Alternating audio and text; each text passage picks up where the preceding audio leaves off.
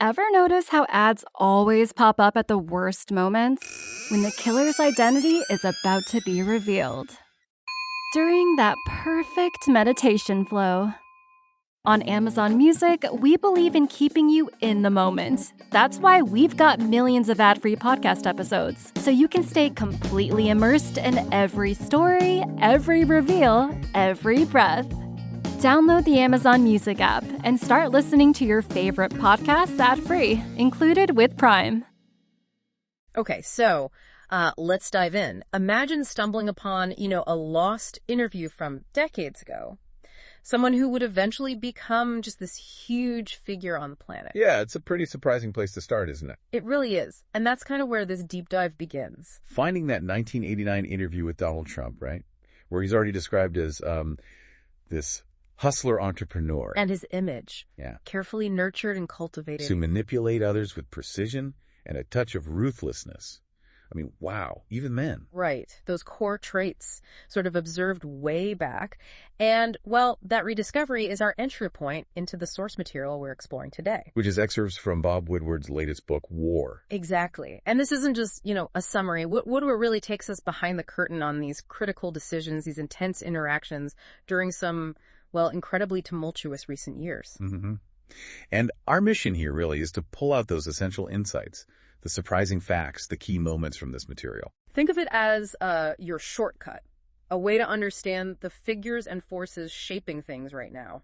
From Washington, to Ukraine, to the Middle East, it covers a lot. And it is a big picture. We'll be looking at the distinct styles of leaders like Trump, Biden, Putin, Netanyahu. Yeah, and diving into the lead up to the war in Ukraine, how it unfolded. The complexities of the Israel-Hamas conflict, and maybe surprisingly, how deeply it's all intertwined with domestic politics right here. It's a lot to cover, definitely.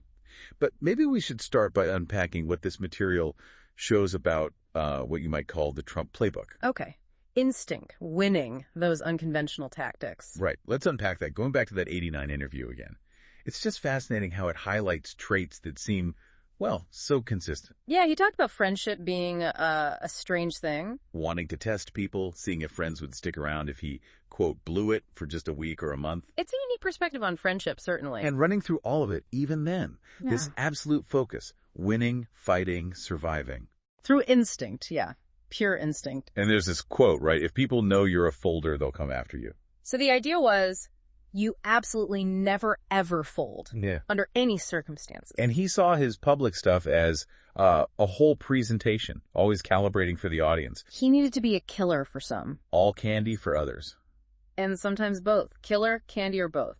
It's stark, but it captures that calculated approach, doesn't it? It really does. And you see how this mindset, well, it carried directly into his reaction to the 2020 election loss. Oh, yeah. The source details his immediate dismissal of it. Right. It was rigged, a fraud, stolen. And that conviction, years later even, that any loss could just be brushed aside if he refused to fold, it's striking. On January 6th, he explicitly told supporters to fight like hell. Claiming they'd won by a landslide, saying never give up, never concede. And Woodward includes perspectives like Stephen Ayers, who stormed the Capitol. Saying he was hanging on every word Trump was saying. And he'd already posted online about civil war if Trump wasn't reinstated. It shows that direct impact. The fallout, too. Kevin McCarthy's emotional call is described in the source. Yeah, urging Trump to call Biden, leave the letter, pressing him on legacy. What would his grandchildren think? But Trump refused, right? Said he hadn't decided. It just underscores that unwillingness to concede anything, even symbolic things. And the source digs into some of the internal Republican dynamics around him then. Right. Senator Lindsey Graham talking to Woodward while playing golf at Mar-a-Lago, no less. Saying Trump represents a real part of the American family, not a wound. He said Trump is part of who we are. But Graham also acknowledged, the practical side. Some candidates might need to break from Trump on certain issues to actually win a general election. Winning seems, well, paramount there. Graham's assessment of the primary support was vivid, wasn't it? Yeah, 50% fall him off a cliff, 20% push him off, 30% waiting to see which way the wind blows. And that stolen election mantra, it didn't just fade away. No, Woodward reports that in June 2021, Trump was actively pushing Republicans to support reinstating him. Even telling aides he'd be back in the White House by August. Yeah, a date QAnon theorists had apparently fixated on. It shows how persistent that belief was, at least for him. His interactions with advisors are also illuminating. Keith Kellogg, right? Describing how Trump enjoyed putting people in the hot seat. Watching to see who'd fold under pressure. Kellogg called those moments needing a popcorn concession because they were so intense, maybe even fun to watch for Trump. Kellogg also had that practical advice for dealing with him, remember? Oh yeah, keep memos to 1 page. Anything longer was apparently too much. Tells you something about the communication style he preferred. On political strategy, the source mentions using the border as a tool. And promoting the potential use of the military domestically if reelected. These details paint a specific picture of his approach to power. Woodward touches on the legal battles, too, referencing the 2024 conviction on 34 counts. Trump's reaction. Rigged, disgraceful, predictable, maybe? And the perspective from former prosecutor Parlator is interesting. Yeah, feeling the issue wasn't the judge, but poor lawyer selection. Yeah. And that blaming others was, well, more politically advantageous. His relationship with Russia and Putin is another really fascinating area. The source highlights Putin's skill, seemingly, at playing to Trump's ego. Especially during that infamous press conference, Helsinki, right? Where Trump publicly sided with Putin over his own U.S. intelligence about the 2016 interference. Saying he just said it's not Russia, and I don't see any reason why it would be. That drew immediate condemnation, didn't it? Advisors reportedly still recoil at that memory. Seeing his carelessness sort of on full display. And the source notes Trump's openness about liking strongman leaders, the love letters with Kim Jong-un. Director of National Intelligence Dan Coates was apparently just genuinely puzzled by the Trump-Putin relationship. Couldn't figure it out. And interestingly, Trump later tried to blame Biden for the Ukraine invasion. Claiming Putin never would have done it under him. Attributing it to Biden's perceived weakness. And calling the Afghanistan withdrawal a fucking debacle, the most embarrassing moment for the U.S. It's a consistent framing, isn't it?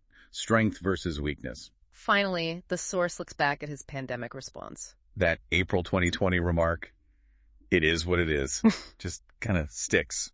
And when asked if he got a tutorial from Dr. Fauci, Trump reportedly said there wasn't a lot of time for that. A busy White House. By July 2020, the focus seemed entirely on the 106 days until the election. And the source concludes, based on his handling and even his own pollsters' views, that this failure to protect people ultimately deemed him unfit to lead. Okay, let's shift gears then. Let's look at Biden's presidency, principle, crisis, and navigating global hotspots. Right. And a guiding principle for Biden, highlighted repeatedly here, is his strong belief that sending U.S. troops to solve foreign policy problems just hasn't worked. Exactly. Vietnam, Afghanistan, Iraq.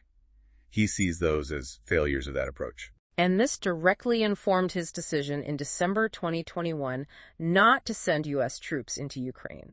Very clearly stated. That is not on the table, he said. Unequivocal. His history with Putin also comes into play, doesn't it? Oh, yeah. Back in 2011, as VP, he met Putin. Later claimed he told him straight up, "I'm looking into your eyes, and I don't think you have a soul." Pretty direct. Putin's reported response.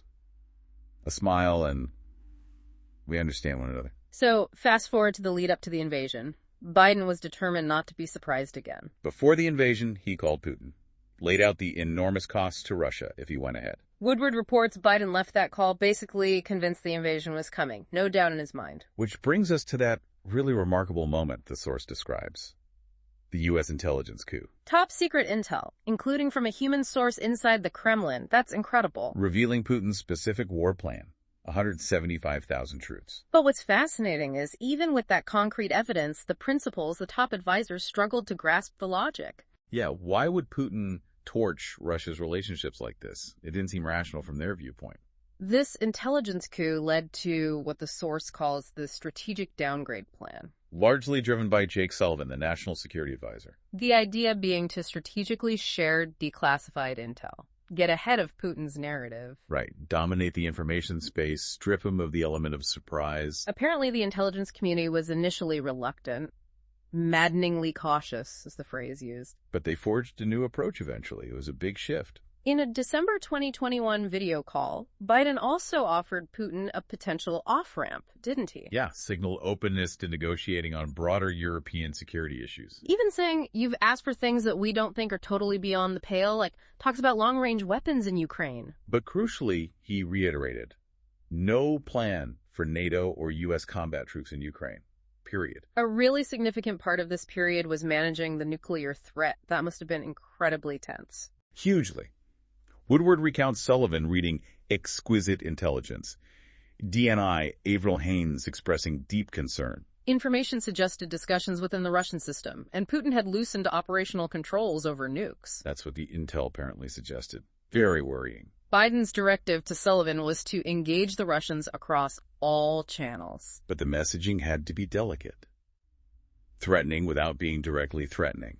A fine line. Trying to avoid triggering the very thing they feared. A dedicated Tiger team was set up to game out these low-probability, high-impact nuclear scenarios. They even developed a specific nuclear playbook. And Secretary Austin's calls with Russia's defense minister Shoigu sound incredibly blunt. Yeah, Austin reportedly just told him, don't do it, straight up. Shoigu cited Russian doctrine in response. Biden's private view, shared with advisors, was that the U.S. would not respond with nuclear weapons to battlefield use in Ukraine. But the underlying reality, once escalation starts, nukes are always a possibility. Sullivan described it perfectly. Locked in uncertainty. Countering Russian disinformation was also critical, wasn't it? Definitely. When Russia made that dirty bomb claim, Sullivan immediately told Ukraine's Yermak to call the IAEA. Who quickly found no evidence, undercut the claim fast. And the U.S. mobilized globally, calling China, India, Israel, Turkey. Specifically, to signal unified international opposition to any nuclear use. President Xi's public statement, nuclear wars must not be fought, was seen as a really significant leverage point. The U.S. committed massive support to Ukraine. Intel, billions in military aid. And the source highlights the effectiveness of things like NASAMS. Those sophisticated air defense systems, the same ones protecting the White House and Capitol. Exactly. Rush to Ukraine proved vital, shooting down drones and missiles. The decision on cluster munitions sounds like it was difficult. Very. But the source suggests it was seen as necessary.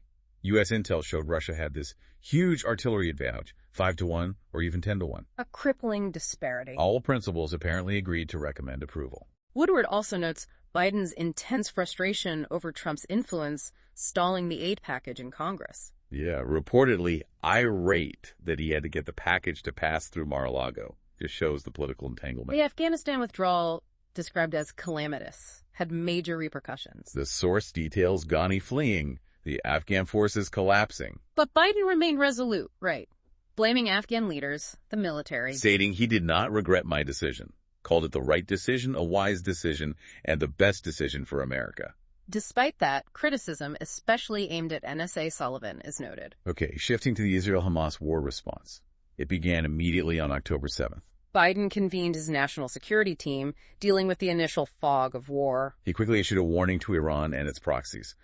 Today, the people of Israel are under attack. A clear signal. And the hostages became this central, deeply emotional focus. Described as the emotional spine for the decision-makers. For Biden, failure there could really stain his presidency. Woodward details him needing identifying info for 50 hostages just to start moving forward. Shows the complexity.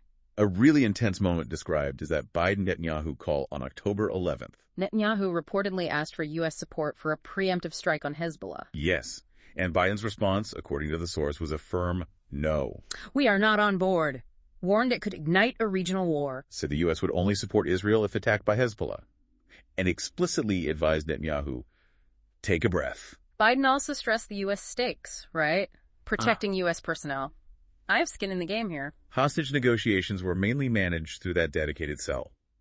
Sullivan, CIA Director Burns. Working closely with Qatar's emir. The emir reported Hamas was willing to release hostages for humanitarian calm corridors, but needed specific assurances, like a few hours of quiet for safe passage. Secretary Blinken's diplomacy sounds relentless, all that travel. Intense. Meeting with Middle East leaders, hearing their candid views. The Saudi FM felt Netanyahu should have known better on Hamas policy. Apparently. And the UAE's MBZ believed Hamas must be eliminated, but stressed Israel needed to allow aid, safe areas, control settler violence. MBS and Saudi Arabia linked normalization to calm in Gaza and a path to a Palestinian state. These were key messages Blinken was hearing. Blinken's negotiations in Israel sound challenging, too. Disagreement with Netanyahu over the purpose of Biden's visit. Yeah, Blinken strategically used the threat of Biden canceling the trip as leverage for humanitarian access, reportedly called Biden, who agreed to the tactic. Managing Israeli actions and the humanitarian crisis became a constant struggle. Blinken reportedly exhausted by Netanyahu's dealings and maneuvering, Biden warned against the Rafah offensive, but Netanyahu went ahead anyway. leading to Biden's private frustration, reportedly calling Netanyahu a fucking liar and saying 18 out of 19 people, fucking liars. Strong words, if accurate. The source notes that tragic accident strike in Rafah tent camps using U.S. munitions, the high death toll. And a later Israeli hostage rescue operation that also killed hundreds of Palestinians. Despite all this, Biden continued military aid, walking that rapidly fraying tightrope, as the source puts it. He did manage to deter a wider regional war, but seemed unable to really rein in Israel on the humanitarian front. Managing the Iran retaliation cycle was another incredibly complex task. U.S. forces attacked over 100 times in Iraq and Syria. Biden briefed on strike options. After the Israeli strike on that IRGC commander Zahedi in Damascus, The U.S. took specific steps to manage potential Iranian retaliation, moving assets, messaging Iran and Hezbollah directly, coordinating with Israel. all while focusing on de-escalation, ceasefire. Woodward places Biden in the Situation Room during that massive Iranian drone and missile attack. Noting Saudi Arabia's crucial role opening its airspace for U.S. jets, that's a significant detail. The Hunter Biden situation also created significant domestic challenges, didn't it? Intruded on the presidency. According to a friend quoted, Hunter felt trapped, literally fucked. And President Biden privately expressed fury at A.G. Garland for appointing a special counsel. Reportedly told an associate he should never have picked Garland. He checked in directly with Hunter's lawyer, too. I love what you're doing. Keep doing it. There was tension between White House lawyers and Hunter's team. WH lawyers apparently wanted Hunter to stay quiet. Biden reportedly felt deep guilt, believing, that's all on me, complaining this is never gonna fucking go away. Hunter was ultimately convicted on gun charges, as noted, a difficult personal situation playing out publicly. And finally, a central theme emerging here is Biden's age, its impact on his political viability. Seen as the biggest risk to his legacy, potentially for the country.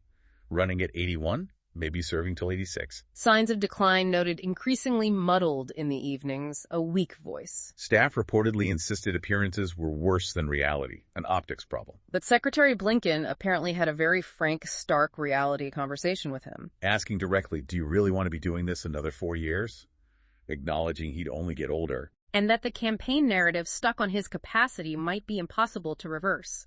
Ultimately, the source states, Biden dropped out in July 2024, handed the campaign to Harrison Walz. Woodward suggests this decision allowed Biden to focus just on governing, maybe freed himself up to accomplish more. Which brings us back to that Biden-Netanyahu relationship.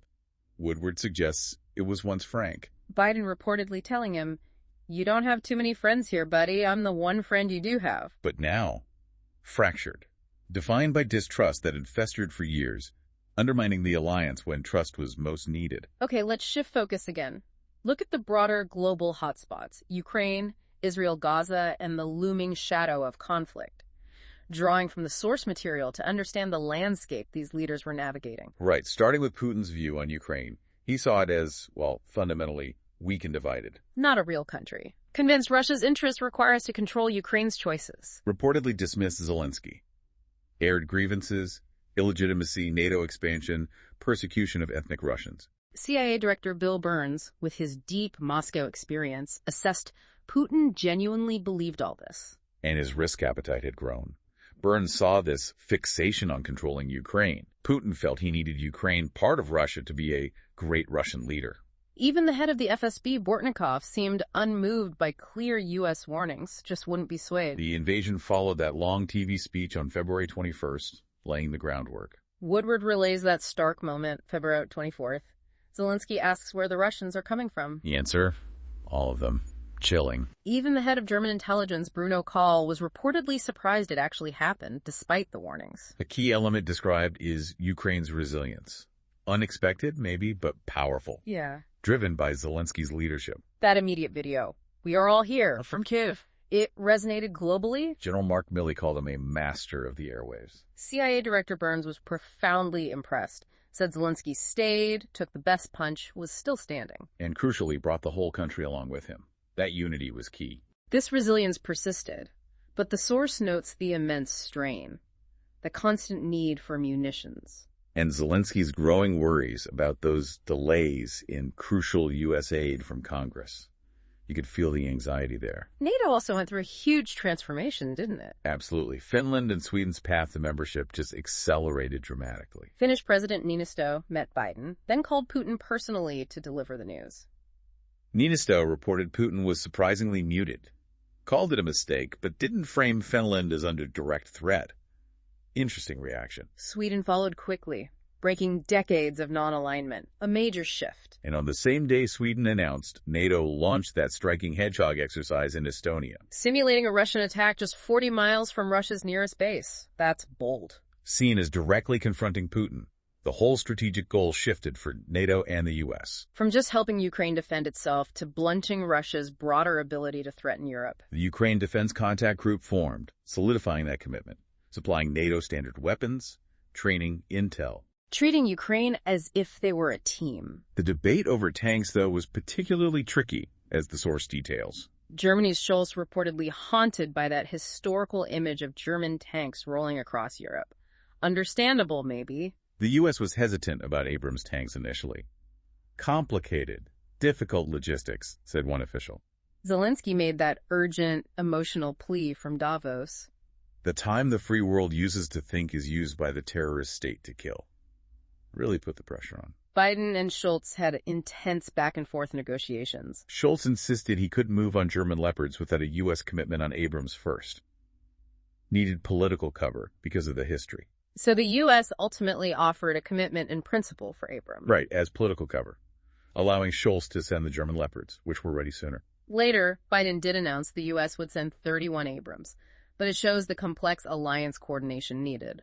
Turning to the Israel-Hamas war, Woodward describes the sheer scale, the brutality of the Oxa 7th attack. And the profound intelligence failure.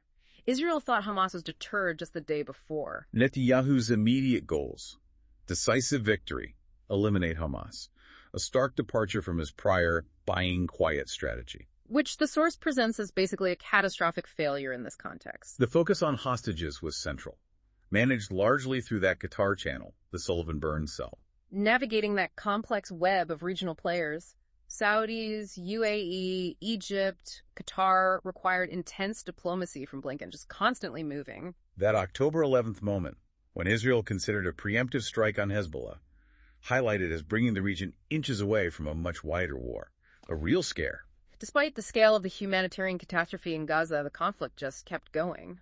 The source notes U.S. munitions used in that Rafah strike, the high Palestinian death toll from the Israeli hostage rescue. Biden's approach characterized as that rapidly fraying tightrope. He successfully deterred a wider war, yes, but ultimately seemed unable to rein in Israel regarding the humanitarian consequences. The Iran-Israel tensions also escalated significantly. That Israeli strike on IRGC commander Zahedi in Damascus, described as hitting Iran's core.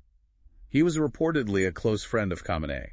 McGurk's immediate fear was significant Hezbollah retaliation. You can imagine the tension. The U.S. made specific preparations, moving assets, messaging Iran and Hezbollah directly, coordinating with Israel, trying to contain it. Woodward places Biden in the Situation Room during Iran's massive retaliatory attack. Drones, missiles timed to arrive together. And again, that interesting detail. Saudi Arabia opening its airspace for U.S. F-15s responding to the attack shows complex regional dynamics. Woodward then describes Israel's measured response. A back-channel message to Iran. We are going to respond, but we consider our response to be the end. Followed by a strike near the Isfahan nuclear site, using sophisticated missiles reportedly undetected by Iranian air defenses. A signal. Okay, finally, let's look at the domestic intersection with global events, because the source makes it clear these aren't separate worlds at all. No, they're deeply connected. The border issue is highlighted through the Mayorkas impeachment. Driven by Republican focus on him, amidst a lack of broader immigration reform. Mayorkas himself reportedly saw it as contempt for immigrants, a symptom of a broken system. The Senate tabling the impeachment just underscored the political deadlock. Republicans wanting executive action, Trump's policies. Biden seeking funding, legislation, just stuck. And the aid to Ukraine package became deeply entangled in domestic politics, didn't it? stalled for months. The source points directly to Trump's active role opposing it, reportedly calling aid supporters suckers. Calling the aid itself a waste, corrupt, predicting inevitable Russian victory. Biden's frustration was reportedly intense, feeling he had to get the package to pass through Mar-a-Lago before Congress would move. Just shows the political reality. And as we discussed, Biden's age became this central election theme. Yeah, the observed signs of decline, staff calling it an optics problem. And Blinken's candid assessment that the campaign narrative was maybe irreversible, stuck on capacity. After Biden dropped out, Harris-Walz's ticket formed. The Trump campaign strategy, per the source, was explicit. Define Harris as incompetent and radical. This source also touches on that uncomfortable link between violence and the election. Lindsey Graham reportedly worried a terrorist attack on the homeland would help Trump politically because of the border issue. And Woodward notes Trump's message after a shooting incident, fight, fight, fight. And Trump framing the election itself as key to solving global conflict, avoiding WWIEI, saying weapons or obliteration, connecting everything back to that political contest. So you've just gotten a deep dive into this really intricate web. Leadership styles, high-stakes decisions, overlapping global crises. All filtered through the detailed reporting in these excerpts from Bob Woodward's War. What really stands out when you say? Well, the consistency of certain leadership instincts over decades, like with Trump. That seems clear. Yeah. And the persistent challenge of predicting adversaries like Putin. Definitely. And those incredibly difficult tightrope walks. Biden, Blinken navigating Ukraine, Israel, Iran all at once. The pressure must have been immense. And running through it all, you can't ignore the human cost of conflict. Never. And how deeply, sometimes surprisingly, domestic politics are just woven into these huge international events. They're not separate. You've gained, hopefully, a distilled view of crucial information here. Insights into why decisions were made, maybe. The internal dynamics, the candid assessments of leaders behind closed doors. Yeah. And those moments where history really felt balanced on a knife's edge. That potential regional war after October 11th, the nuclear threat concerns, the alliance dance over tanks. Exactly. Moments that could have gone very differently. So, considering everything we've just discussed, these events, these leaders, their natures as described in the source, what does it suggest to you about the predictability of conflict today? Or maybe the very nature of power itself. What role does raw instinct play versus, careful analysis in these moments that define eras? Something to keep thinking about, for sure.